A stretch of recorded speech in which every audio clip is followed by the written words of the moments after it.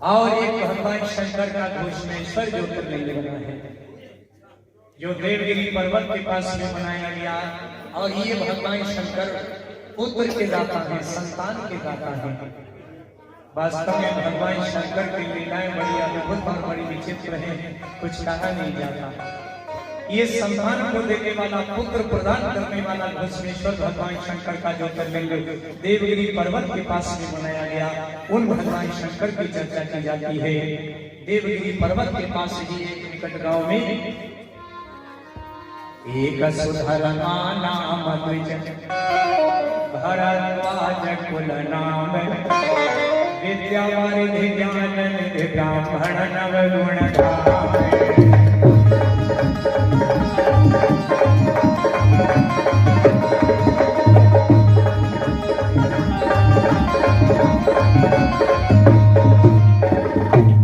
देवगिरी पर्वत के निकटस्थ गांव में एक सुधर्मा नाम के ब्राह्मण पैदा हुए जो बड़े ही विद्वान हैं, ज्ञानवान हैं, विचारशील, ज्ञानशील, धर्मशील, भगवान शंकर के परम भक्त हैं। ब्राह्मण का नाम सुधर्मा है और उनकी स्त्री का नाम था सुदेहा। कहा गया है नारी का नाम सुदेहा था, वो पतिव्रता कहलाती थी।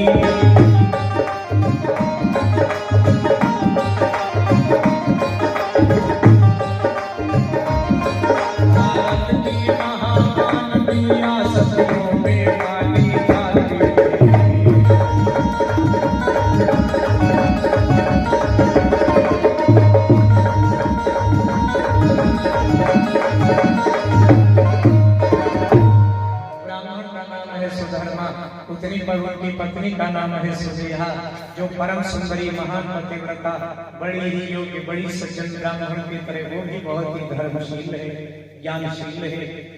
दोनों में बड़ा प्रेम है, दोनों बड़ा प्रेम से रहते हैं। क्योंकि स्त्री और पुरुष, स्त्री पुरुष ये गृहस्थी के गाड़ी के होते हैं दो पहिए, इसलिए साथ साथ में करके चलते रहिए, तभी तो गृहस्थी गाड़ी प्रेम पूर्वक चलती है। अगर कहीं एक पहिए का बैरिंग टूटा है, एक पहिए का अगर बैरिंग टूटा है और खटपट कर रहा है, तो उस गाड़ी पर क्या आप कभी कोई जोड़ डाल पाएंगे?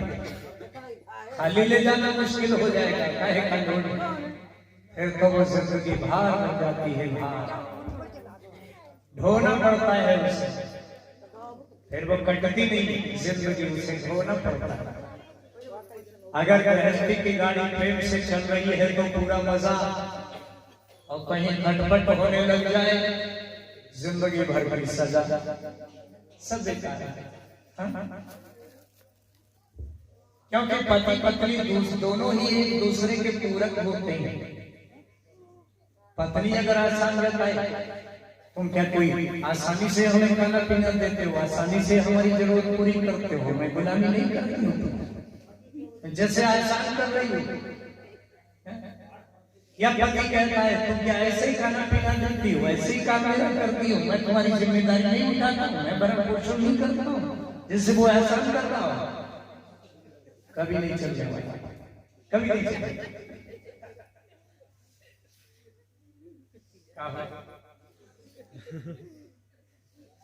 ऐसा नहीं होना चाहिए ना। एक दूसरे प्रति पूरा समर्पण भाव होना चाहिए, एहसान नहीं करना चाहिए।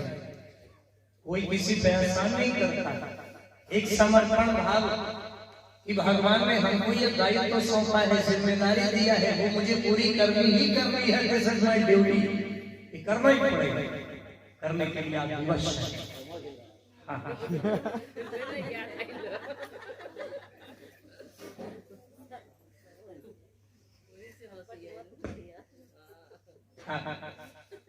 इसमें ब्राह्मण सुधर्मा अपनी पत्नी सुदेहा के साथ बड़े प्रेम से निवास करते हैं। भगवान भोले शंकर की कृपा से सर्वथा सुखी है, उन्हें कोई दुख भी नहीं। लेकिन उनके जीवन में एक बहुत बड़ा दुर्भाग्य, धीरे धीरे आधी आयु बीत गई, लेकिन उनके घर में कोई संतान नहीं हुई। इससे दोनों बड़े क्षुभित हैं, दुखी हैं। एक दिन ब्राह्मणी अपने ब्राह्मण से कहने लगी, महाराज भगवान ने सब कुछ दे रखा है, घर में कोई कमी तो नहीं, कोई कष्ट नहीं है, लेकिन एक पुत्र के बिना घर में अंधेरा है। महाराज अगर एक पुत्र भी हो जाता तो इच्छा तृप्त हो जाती, घर में उजाला हो जाता, सारी कमी दूर हो जाती। तो ब्राह्मण बोला जैसे भगवान बोले शंकर की इच्छा। तो ब्राह्मण कहने लगे, महाराज इच्छा तो बहुत दिन देखा, हमारा मन अब ये कहता है एक पुत्र ही नहीं है, बाकी तो सब कुछ है ना, इसलिए आप ऐसा करिएगा, इसलिए उपाय करो कोई, यदि पुत्र ये कभी मिल जाए।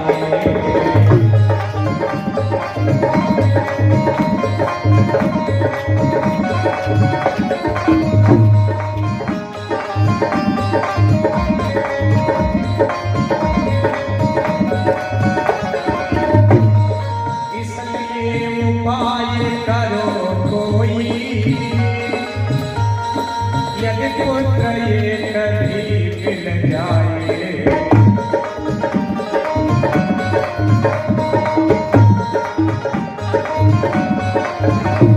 जीवन हो जाए हरा भरा, ये सुमन हमारा खिल जाए।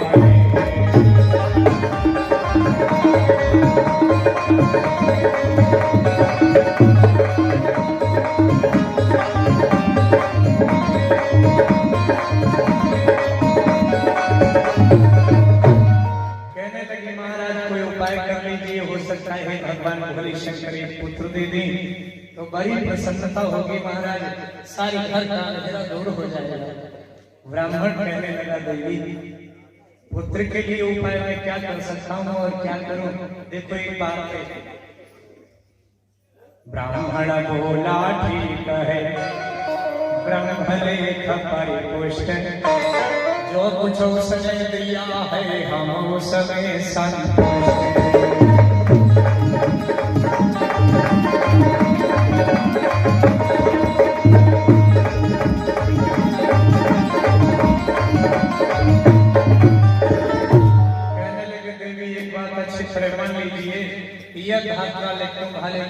का समर्था, जो विधाता ने भाग्य में लिख दिया है उसे बदलने की सामर्थ्य किसी में नहीं है।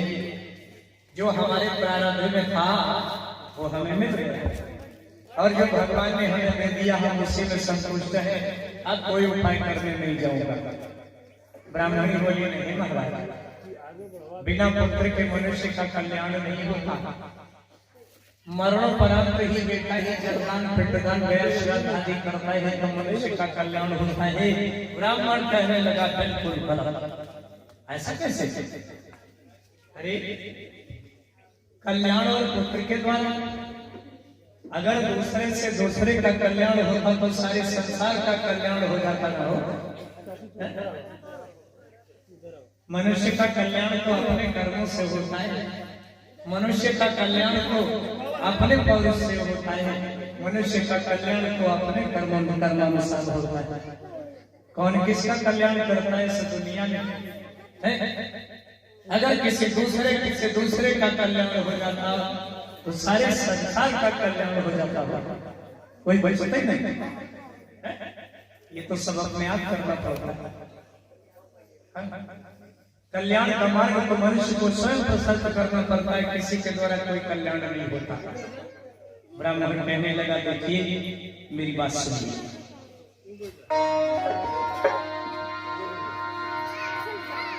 ब्राह्मण बोले सुना हो सुनेहा,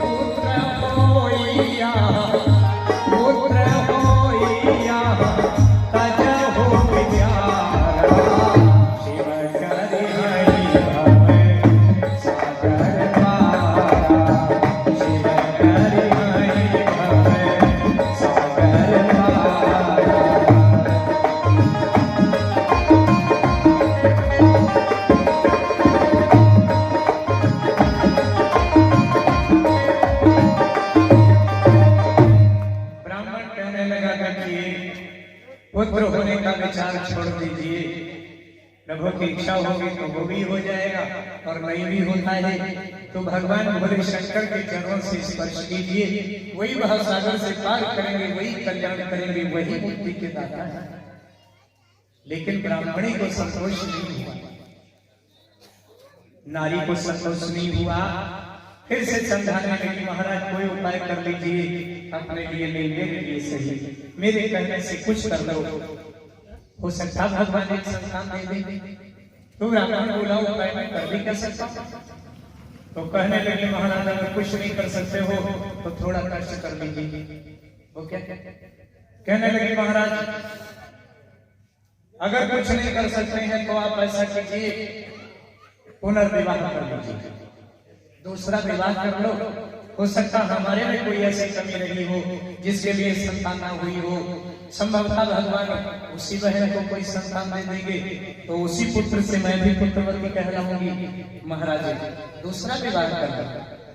ब्राह्मण बोला सुदेहा होश में तो हो, तुम्हारा दिमाग तो ठीक है, पागल तो नहीं हो गई, दूसरा विवाह मैं हो गई इस उम्र में, अरे बीत गई आज उम्र आधी रह गई और वो भी सब कट जाएगी, धर्म से मौत आधी उम्र बीत गई, बाकी बच्ची वो भी कट जाएगी, लेकिन इस उम्र में मौत रखकर विवाह करने नहीं जाऊंगा। इस उम्र में अगर विवाह करने गया बड़ी लज्जा की बात है, लोग देखेंगे धिक्कारेंगे, कितनी शर्म की बात है, ये कोई विवाह करने की आई है। देखिए हर काम करने का हमारे महापुरुषों ने एक समय निश्चित किया है, विवाह करने का भी एक समय होता है कि आदमी को कब तक विवाह करना चाहिए।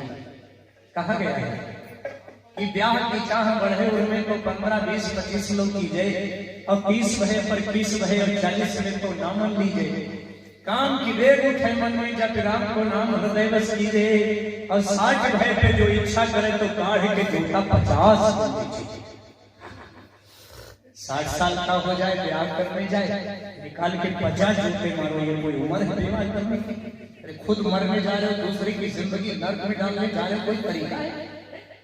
एक समय होता है काम का। ब्राह्मण होना मैं विवाह करने नहीं जाऊंगा, लज्जा की बात है।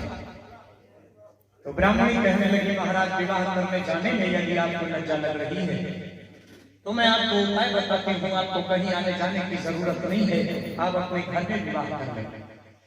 बोले वो कैसे? तो कहने लगी देखिए महाराज ऐसा है, हे महाराज ये मेरी बहन सुंदरी नवोढ़ा भस्मा है,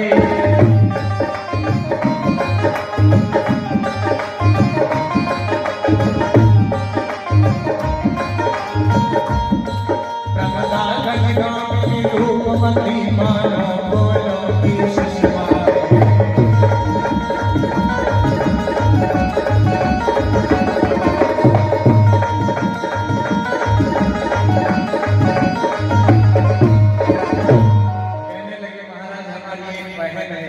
जिसका नाम है भस्मा, अति सुंदर जैसे फूलों की सुषमा, उसे अपने घर बुला लेती है, अपने घर में तैयारी कर लो, विवाह कर लो, कहीं आने जाने की कोई जरूरत नहीं।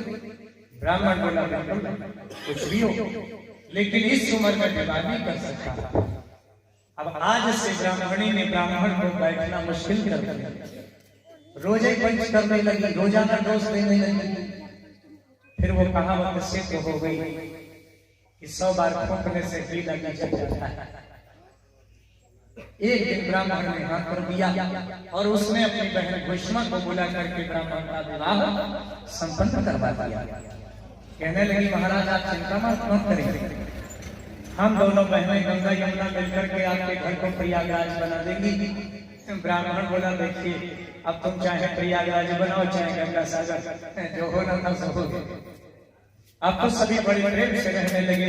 कुछ समय बीता, उस आशिकों से इसी अनुकंपा से एक दिन वो आया, विप्रदेव घर हो गया, सुख संपत्ति संपन्न, भस्मा के एक दिन हुआ पुत्र रत्न उत्पन्न।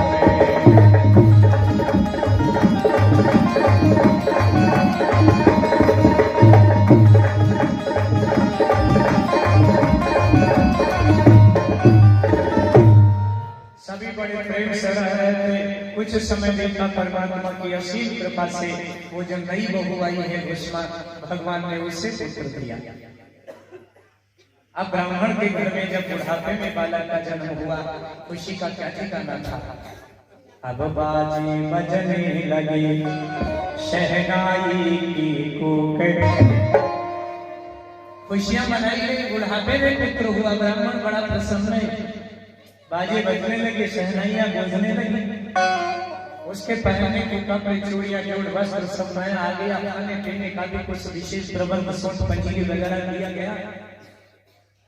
लेकिन जब ये हुआ, अब बाजे बजने लगे शहनाई की कूक, उठी सुदेहा के हृदय तब तो भारी हो।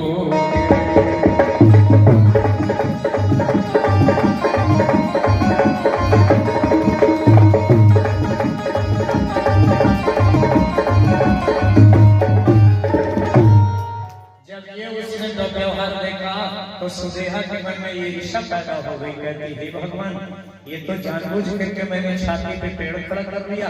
भला बताइए, लड़का होते देर नहीं दुविधा शुरू। सही बात है भैया, जो जानवर दूध देता है उसके आगे सब बरसियां मिला के भूसा रखते हैं, थोड़ा दाना भी लगा देते हैं, खाली ठाट बंदी पैर डाल दिया और कहीं जाकर के पोखरे में पानी पिला दिया हो गया। ये दशा देख कर सुदेहा के मन में आग भड़कने लगी कि ये तो जानबूझ करके मैंने अपने लिए कांटा तैयार कर दिया है। लड़का क्या हुआ, इतना बड़ा दुर्व्यवहार होने लगा, इतनी बड़ी दुविधा। अब जितने ही वो बालक बढ़ता जा रहा है, सुदेहा की ये इच्छा उतनी ही प्रबल बनती जा रही है। दशा ये हुई कि ज्यों-ज्यों पुत्र बढ़ई जगेहा, त्यों-त्यों मन मा जलई सुदेहा।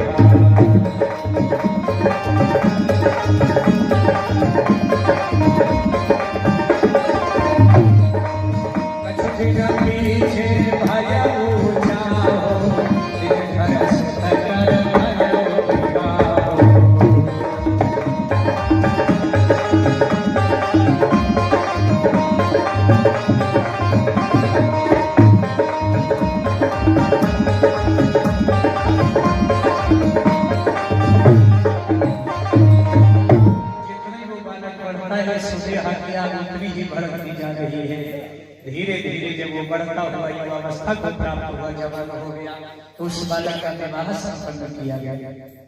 अब जब विवाह संस्कार हुआ और खुशियां मनाई गई, तो सुदेहा की ईर्ष्या और बढ़ गई। यद्यपि वो बहुत विधान नहीं करती है, दोनों माताओं का समादर करती है, लेकिन सुदेहा की धीरे धीरे आग हृदय की इतनी प्रबल हो गई, आखिर एक दिन वो इस निर्णय पर पहुंच गई, कहती अगर किसी कदर इसका ये लड़का मर जाए, अब उसने घर को प्रयाग बनाना शुरू कर दिया। कहती किसी कदर इसका ये बालक मर जाए, सुख वैभव इसका मिट जाए, तब रह पाऊंगी मैं कल से।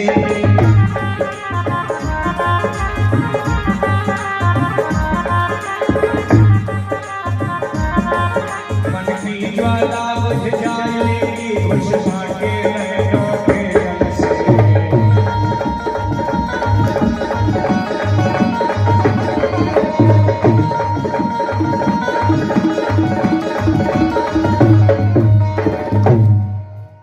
किसी कदर इसका ये बालक मर जाए, जब मेरी करे भूषमा भी फूट फूट के रोएगी, तब ये जमती हुई छाती ठंडी होगी।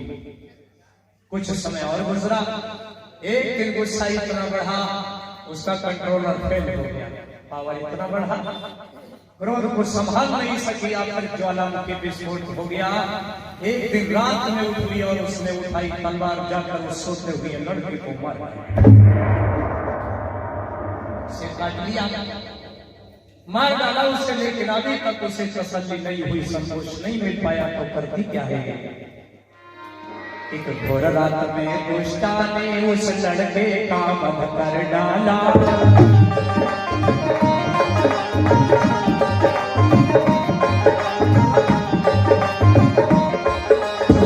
लेकर सब जनों को है टुकड़े टुकड़े कर डाला।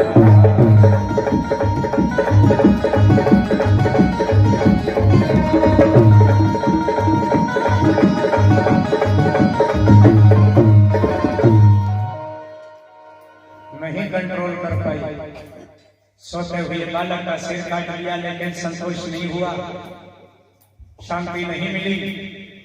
छुरी लेकर उसे छोटे छोटे टुकड़ों में काटा, एक टोकरी में भर दिया और लेकर के चल दी।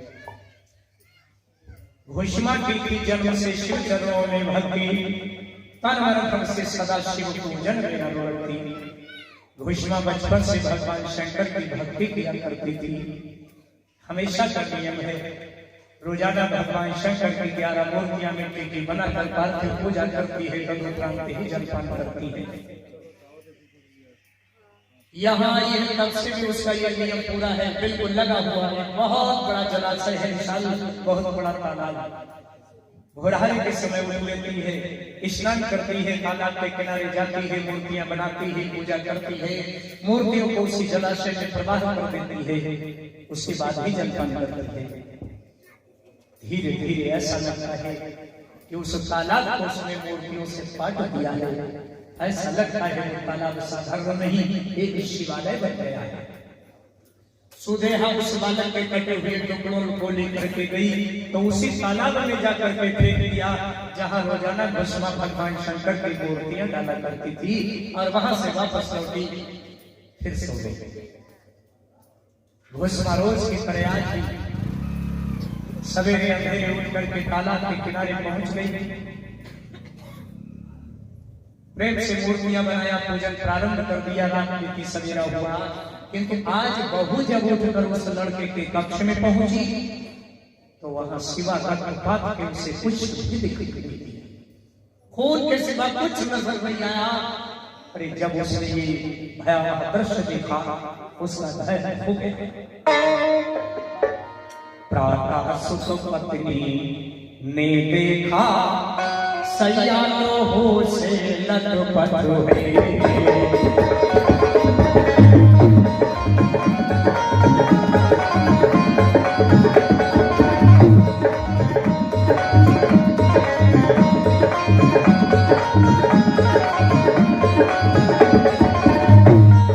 प्रातः सुत पत्नी ने देखा,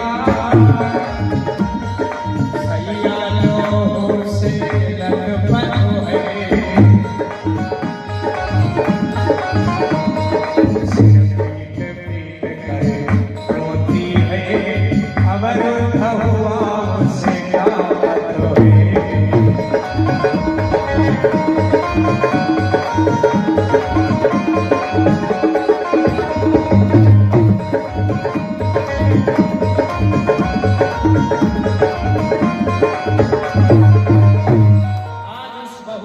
करके जब वो दृश्य देखा, सर पटक पटक कर विलाप करने लगी।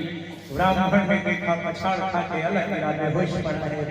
ब्राह्मण बड़ा सज्जन है, गांव के लोग बड़ा सम्मान करते हैं। सैकड़ों ग्रामवासी आते हैं, देखते हैं, दुखी हो जाते हैं कि हे भगवान, बेचारे ब्राह्मण को बुढ़ापे में भगवान ने एक बालक दिया, वो भी नहीं मालूम कैसे जाता रहा।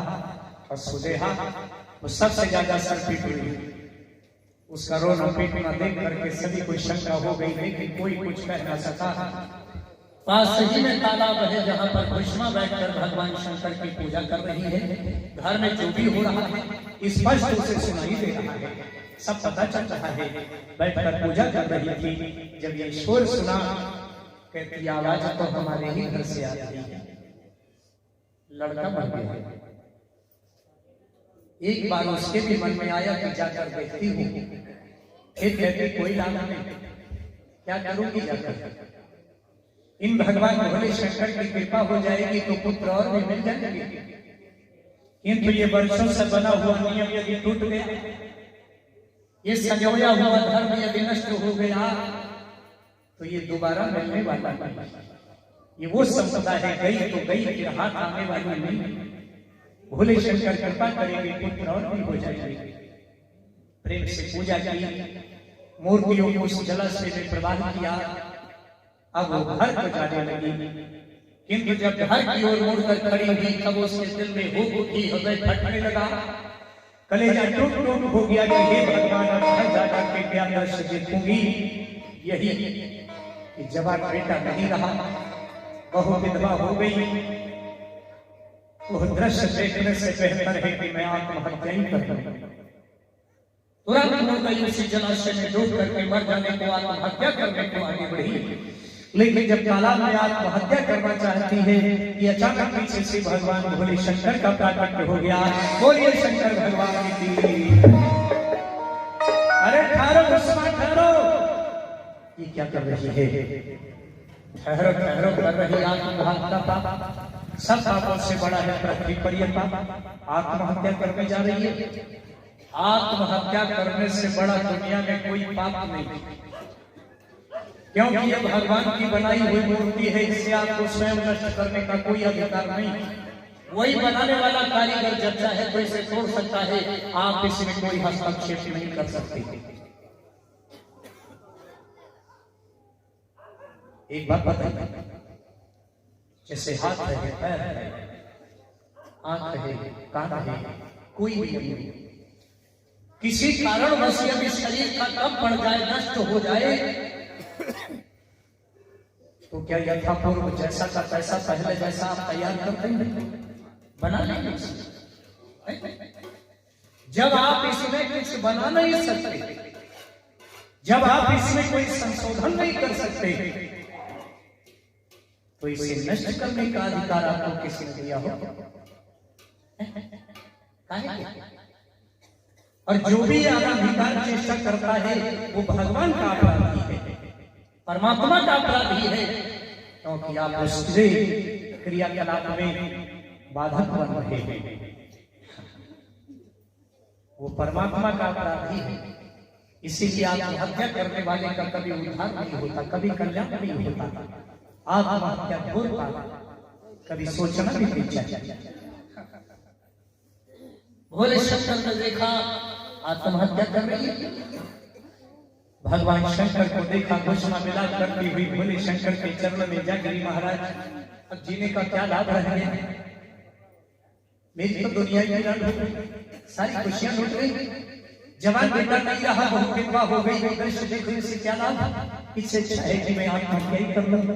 भोले शंकर कहते घोषणा पागल हो गई है, तुझे पता भी है इतनी मूर्तियां तूने इस तालाब में हमारी डाली हैं, इतनी मूर्तियां तबाह की हैं कि ये जलाशय अब साधारण नहीं रहा।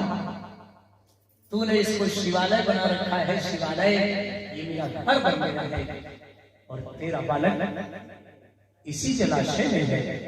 हमारे घर में आने के बाद इस तरह कभी कोई मरता नहीं, चिंता मत कर। भगवान भोले शंकर ने उस बालक को पुकारा, तालाब से जिंदा लड़का जिंदा तो बाहर निकल आया। बोलिए शंकर भगवान की जय। घोषणा ने देखा भगवान शंकर के चरणों में गिरी। किसी ने देखा, जाकर ब्राह्मण को बताया, महाराज तालाब में बालक जीवित हो गया है। अरे ब्राह्मण पागल होकर भागा, गांव में शोर हो गया, शायद तो दर्शनार्थी आने लगे, लड़का जिंदा हो गया, तालाब में लड़का जिंदा हो गया।